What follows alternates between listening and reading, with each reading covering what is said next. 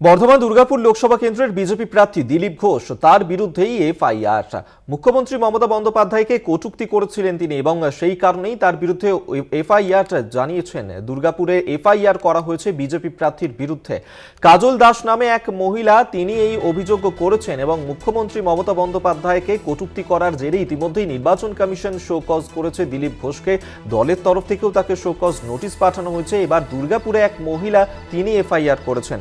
বিশেষ প্রতিনিধি দেবজ্যোতি ঘোষ আমাদেরকে বিস্তারিত জানাবেন। দেবজ্যোতি, দেখো, দুর্গাপুরে প্রচার করতে গিয়ে দিলীপ ঘোষ যেভাবে মুখ্যমন্ত্রী তথা তৃণমূল নেত্রী মমতা বন্দ্যোপাধ্যায়ের পিতৃ পরিচয় নিয়ে প্রশ্ন তুলেছিলেন এবং সেখানেই কিন্তু ভারতীয় জনতা পার্টির পক্ষ থেকে শ্রমিক ভট্টাচার্য দুঃখ প্রকাশ করেছেন।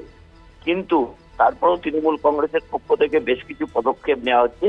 দুর্গাপুরে একজন মহিলা তিনি অভিষেক বন্দ্যোপাধ্যায় মমতা বন্দ্যোপাধ্যায় সম্বন্ধে মন্তব্যের জন্য দিলীপ ঘোষের বিরুদ্ধে একটা এফআইআর করেছেন।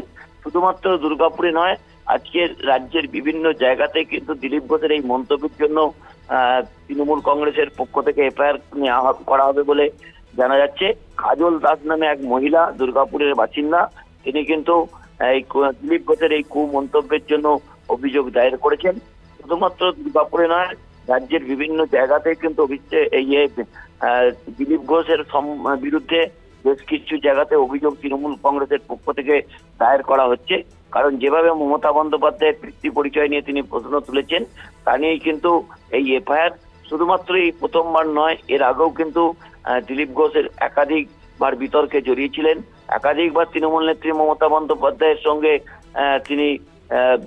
তিনি কুকথা বলেছেন।